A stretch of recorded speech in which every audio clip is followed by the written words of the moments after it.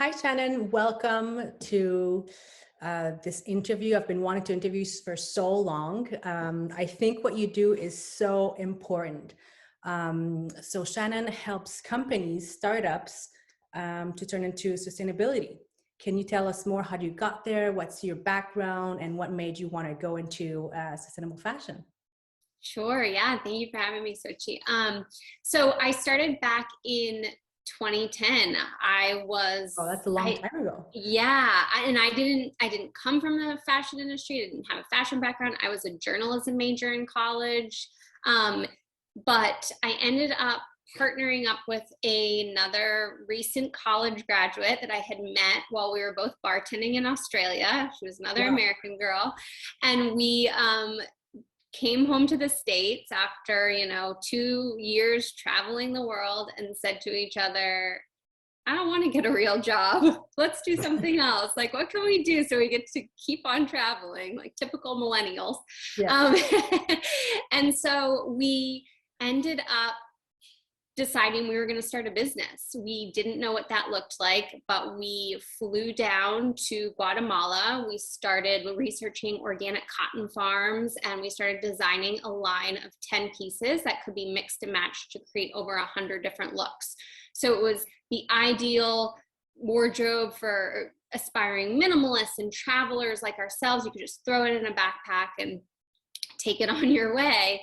And what we learned, having journalism background in college, she had a business major in college, we learned that the fashion industry was really hard to break into. And then once we did start to break into it a little, we realized how damaging it was to the environment, to the people who make our clothing.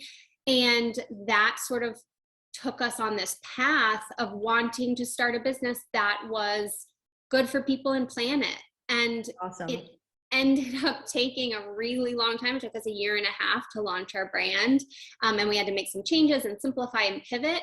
But we ended up launching the highest funded fashion project in Kickstarter history at the time. We were featured in the New York Times. Amazing. We were tweeted by the Wall Street Journal. It was this really cool experience.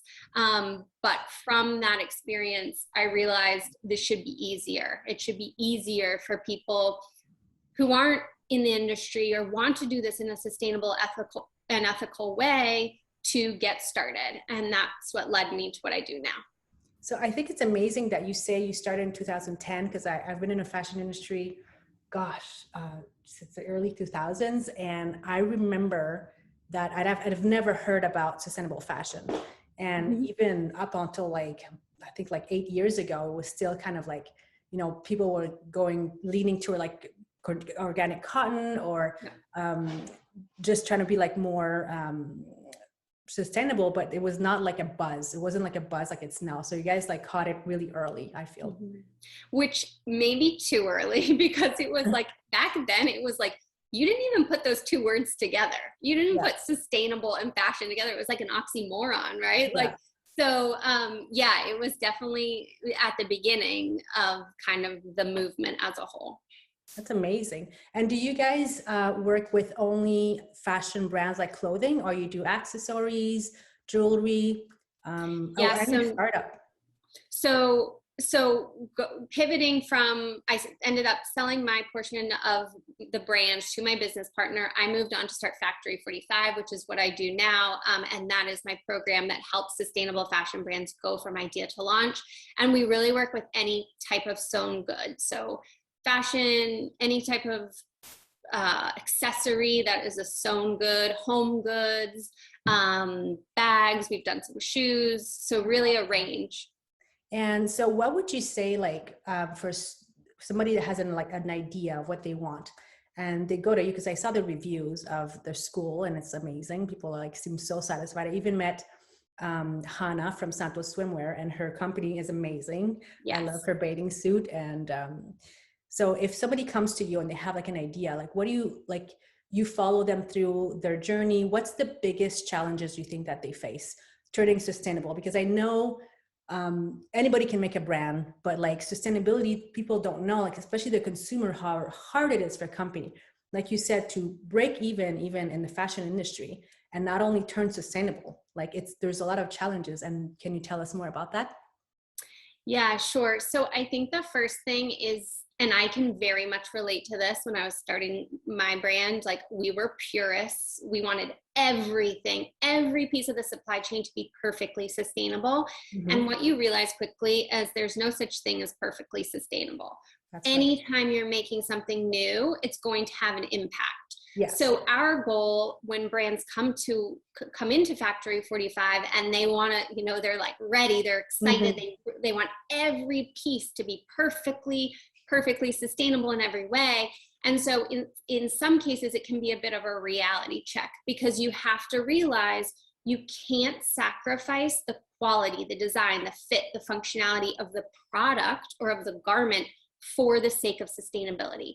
Otherwise, you just have a sustainable garment that nobody's going to wear or That's someone's right. going to get and throw it into their closet because it doesn't fit right. Yeah. So I think that is the biggest thing, is realizing where can we make baby steps and where can we make big steps, right? Like we can do some really big things with fabrics or with packaging, but in other ways, the zippers aren't there yet. The elastics aren't there yet. That's So right. it's really like focusing in on what can we do right now and what can we strive to improve as the brand grows and makes progress. That's amazing. Like, as I always said, like I always encourage people, I'm sorry, to look for at least one sustainable value. I Mm-hmm. said the industry is not there yet. Like we need more quantities. We need more people actually supporting the fashion industry and not just thrifting, which I love thrifting. They're like, oh, like thrifting, it's my go-to. I'm like, that's amazing, but it doesn't help change sustainable, like the industry, because it's a beautiful industry and it employs so many women and people. And we need to help them get there by supporting them. So try to see at least one sustainable value.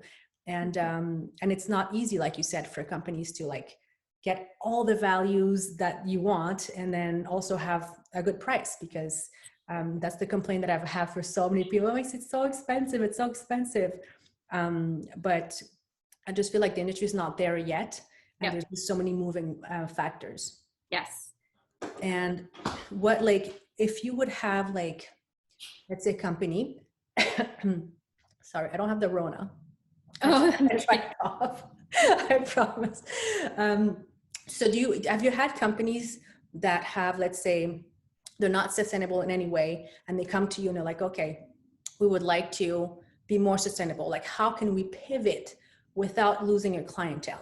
Because this is something, again, like I hear from a lot of people saying like, oh, why don't just companies just, switch to sustainable? Like it's easy. They can just switch, And I always say, well, they have a clientele, and like they once they switch, they might not still have the same clientele. yeah, sure. So most of the brands actually, or the entrepreneurs who come through the program, are idea stage. So they're starting from scratch. They don't have existing clientele for the most part. We always have a few who are established brands. Mm-hmm.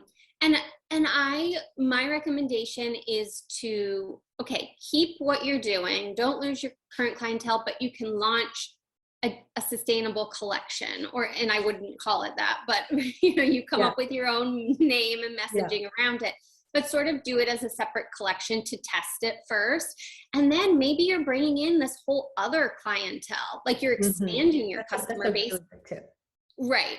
So I think that's what I would recommend. But if you're in the beginning stages and you maybe have a few customers and you're kind of looking for a relaunch or a rebrand, then it makes sense to sort of start from scratch, start to look at your fabrics. How can you incorporate sustainable fabrics, or shift some of your packaging or some of your notions, whatever it is.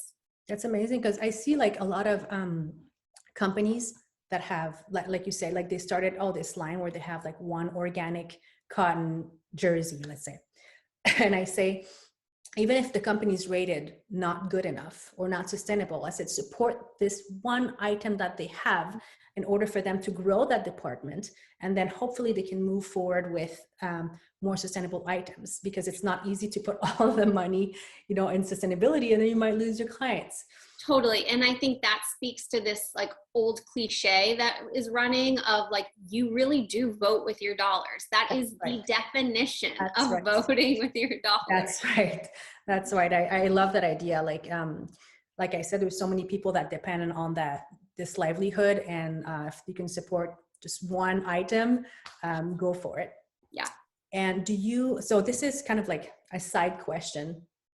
There's a new law that came to effect, I think in California. I live in San Diego, and we're near LA, and there's a big fashion industry. And this law is called SB 62. So basically what it is it puts the person, the third party, let's say you have a brand and you contract somebody to make your clothing. And if that contractor didn't pay their employees enough, or they, and under their living wage, or they've cheated basically, then you're accountable for what they have done. Do you have any thoughts on that, or what do you think? Because I know in the sustainable fashion community, people were raving that it's amazing and that's going to ensure good quality work for the workers.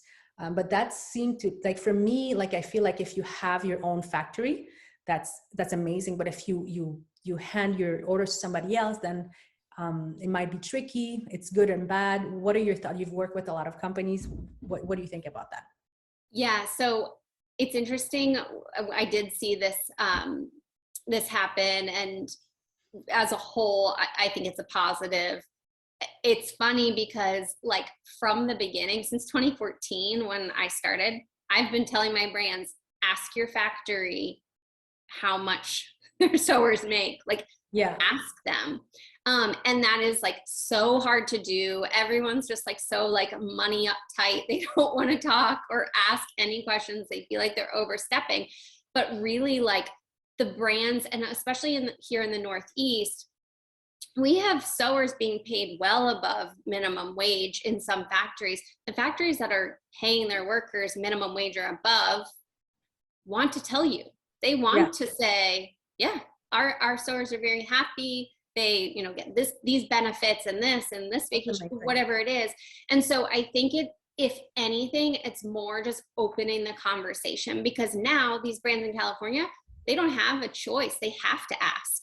Yeah. Otherwise they could be liable. Yeah. So I think, yes, it puts the brand in a tricky position, but if you've been doing it kind of like the Factory 45 way since 2014 and already asking, then you're in good shape. That's awesome. Because I remember I did some swimwear back in the day, and people told me, like, oh, you should make them in China, it's way cheaper. And I said, no, I want to do them in Montreal. When I was living in Montreal, I want to see the workers. I want to work with them. I want to, like, be next to them in the sewing machine. And it's way better. And I don't think I would have been happy of making stuff like where I don't know where people, or how people are living.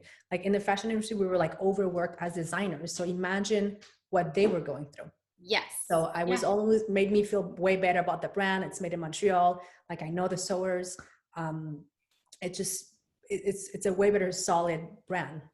Yeah, absolutely. 100% agree. When I had my brand, that was so important to us. We went to our sew shop. We were showing our sewers, like, the New York Times article, making them feel a part of it. You bring in cookies, like you build relationships with your sewers, because they're the ones making your product. No one's ever going to care about your product as much as you care about it until you get them invested in it.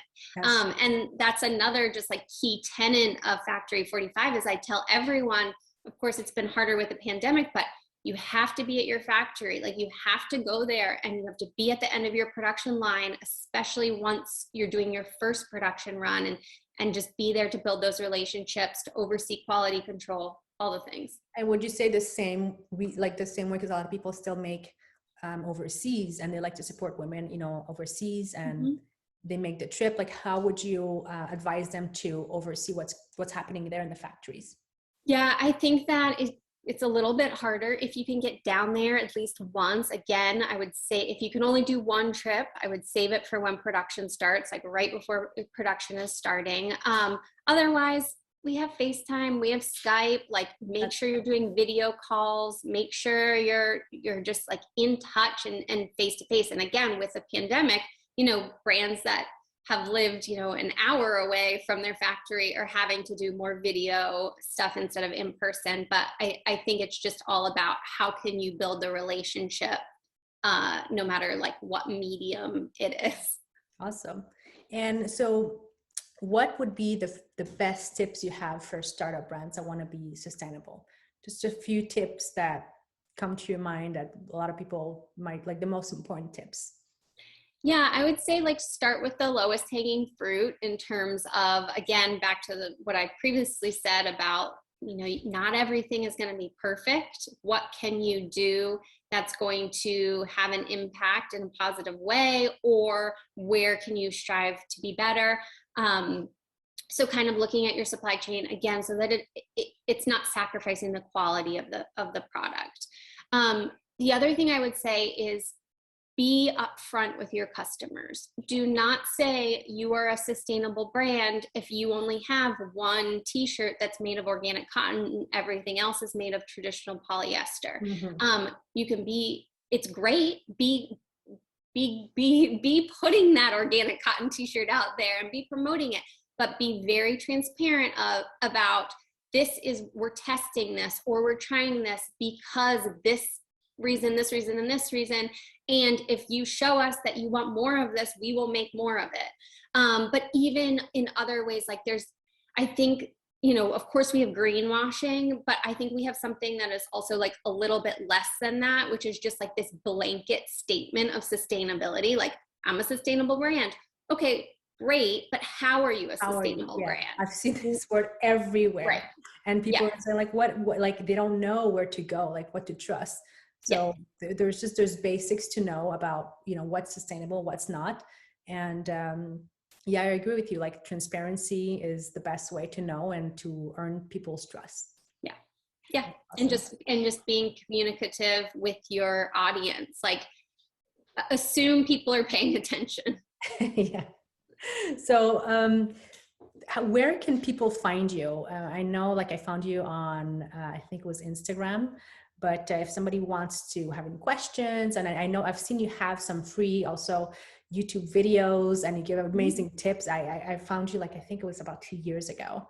And awesome. So if anybody wants to start a brand or already have a brand and wants to know more about how to turn into a more sustainable brand, where can they find you? Yeah, so if you are interested in starting a sustainable fashion brand, you can go to factory45.co. You can book a call to have a conversation with Hannah, actually, who we mentioned earlier. She is our director of enrollment, so you can have an exploratory call to see if Factory 45 is the right fit. Otherwise, for free resources, yes, on YouTube at Factory 45. I'm on Instagram.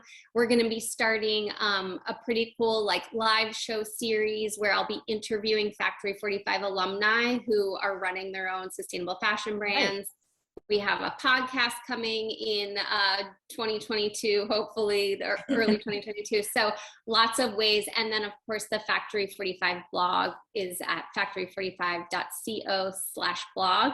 And that's where all of the free resources are, YouTube, articles, all the things. So you guys, know where to find her. And thank you so much for this interview and for doing amazing work. Honestly, like I feel like actively doing stuff to be sustainable counts way more into just saying. Oh, thank you. Thank you so much for having me, Sochi. Sure.